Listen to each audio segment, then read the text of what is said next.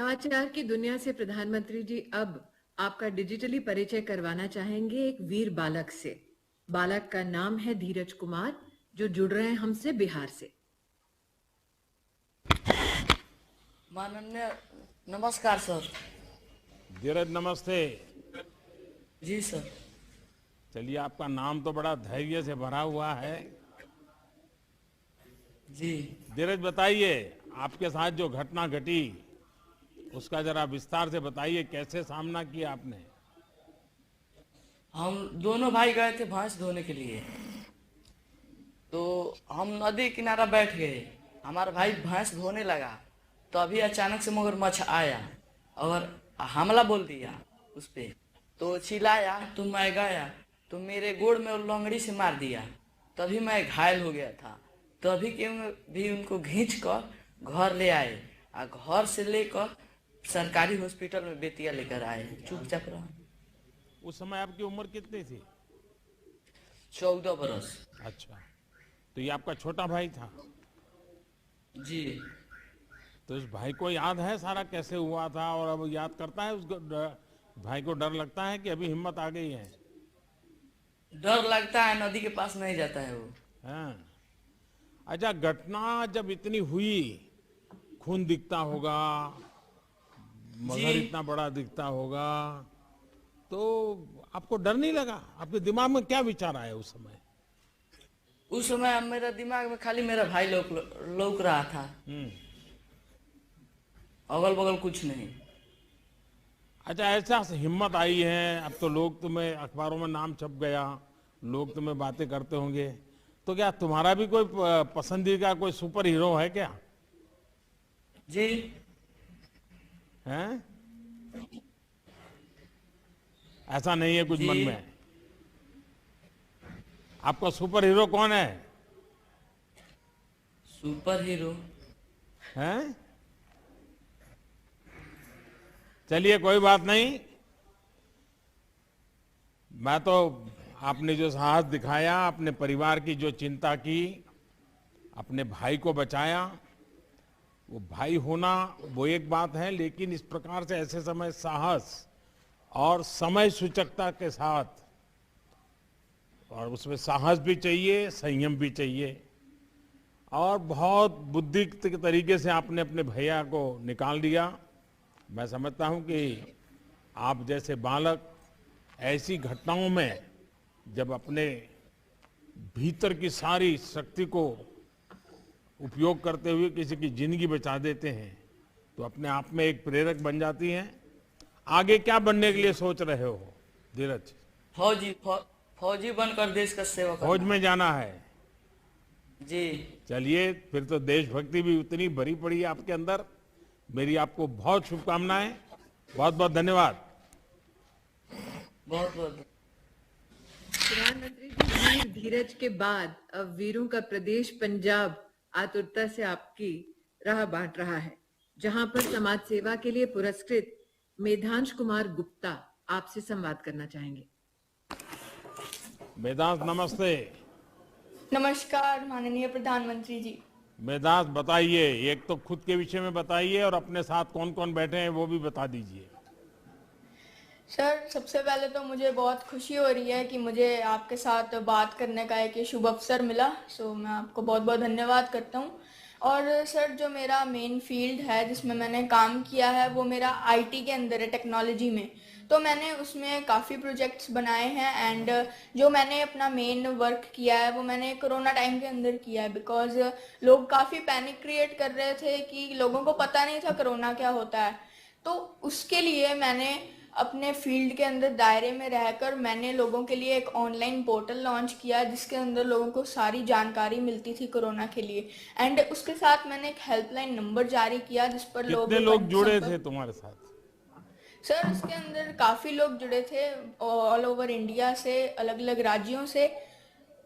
And sir, मेरे साथ अभी मेरे मदर बैठे हैं एंड मेरे father and DM ma'am and उनके अधिकारी बैठे हैं।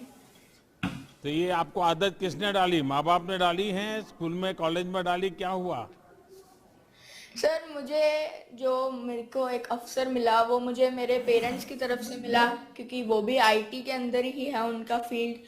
तो उन्होंने मुझे काफ़ी एक्सप्लोर किया, सिखाया, एंड मुझे मेरे फादर से काफ़ी इंस्पिरेशन मिली कि मैं सोसाइटी के लिए कुछ कर सकता हूँ, क्योंकि उन्होंने भी काफ़ी काम किया सोसाइटी के लिए।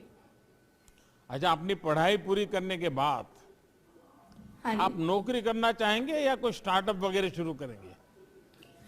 सर, मैं अपनी पढ़ाई कंप्लीट करने के बाद मैं चाहता हूँ कि मैं अपनी कंपनी के अंदर मैं और जो मेरे दोस्त हैं मैं उनको कोडिंग सिखाऊं, एंड साथ ही साथ मैं चाहता हूँ कि जो कई बड़े प्रोजेक्ट्स हैं फेसबुक, गूगल, तो मैं भी उनकी तरह कुछ डेवलप करूँ और समाज की सेवा कर सकूँ।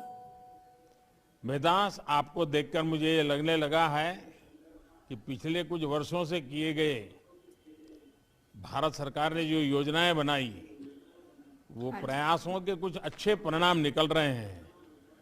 हमारी बिल्कुल कोशिश रही है कि हम देश के युवाओं को, आने वाली पीढ़ी को एक एंटरप्रेन्योरशिप के रूप में उनको कैसे उस तरफ आकर्षित करें, वो स्टार्टअप की दुनिया में आए, वो स्वयं एक प्रकार से जॉब क्रिएटर बने और देश की ताकत को बढ़ावा दे।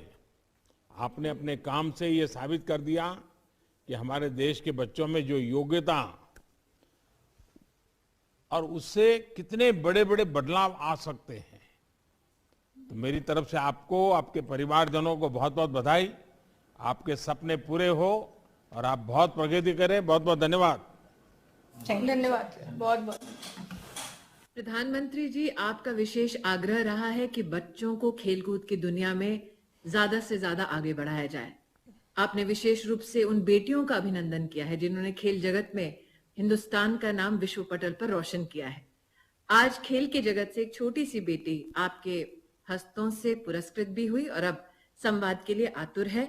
मैं आपकी अनुमति से तारुषी गौर को आमंत्रित करना चाहूंगी चंडीगढ़ से। तारुषी, नमस्कार। नमस्कार आदरणीय प्रधानमंत्री जी। तारुषी, पहले लोग कहा करते थे कि खेल खेलने से पढ़ाई में बाधा आती है। आपको क्या लगता है, सच है क्या? आप पढ़ाई और सर, खेल में मुझे तालमेल कैसे बिठाती हैं? सर मुझे ऐसा लगता है कि पढ़ाई और खेल दोनों ही हमारी जिंदगी में बहुत जरूरी होते हैं। दोनों का अपना एक अलग महत्व होता है। पढ़ाई करने से हम आगे बढ़ सकते हैं, हम अपने देश के लिए कुछ अच्छा कर सकते हैं, और खेल से तो हम अपने देश का गौरव कर सकते हैं, हम देश को ऊंचा नाम दे सकते हैं। तो पढ़ाई और खेल दोनों करते हुए हम अपने देश को बहुत सपोर्ट कर सकते हैं और देश को प्राउड भी कर सकते हैं। आपके साथ कौन कौन है तारुषी? सर मेरे साथ मेरे माता पिता हैं और हमारे राज्य के डीसी सर हैं। अच्छा, तो तारुषी, ये विचार सब कहाँ से आया तुम्हें? चंडीगढ़ कब से रहती हो? सर मैं काफी समय से चंडीगढ़ के साथ जुड़ी हुई हूँ और उसके साथ साथ मैंने राष्ट्रीय प्रतियोगिता में भी चंडीगढ़ को रिप्रेजेंट करके चंडीगढ़ के लिए गोल्ड मेडल लेके आई हूँ। अच्छा, मैंने सुना है कि आप मैरी कॉम को अपना आदर्श मानती हैं। और उनकी हाँ जी कौन सी सर। खूबी आपको सबसे ज्यादा प्रेरित करती है? सर मैरी कॉम की अनेक खूबियां हैं, अगर मैं बताने लगूं तो पूरी मीटिंग ही खत्म हो जाएगी।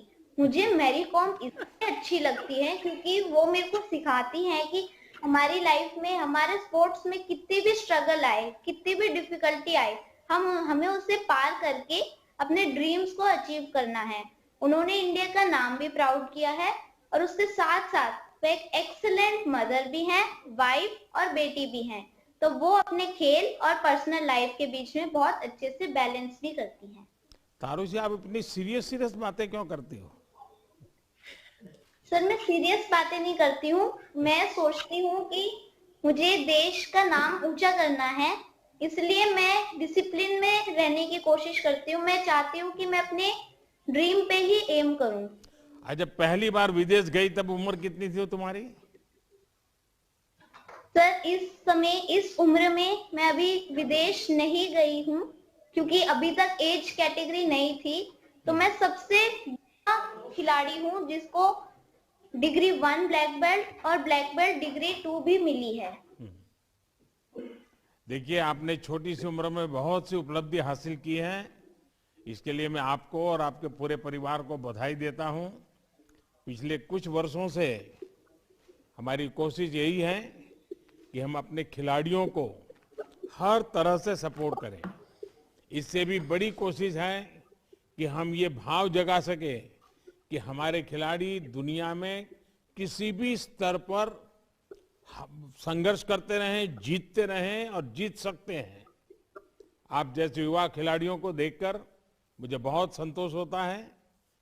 आपने जो लक्ष्य बनाया है उसमें पूरा देश आपके साथ है। आप जम करके मेहनत कीजिए। बहुत बहुत शुभकामनाएं।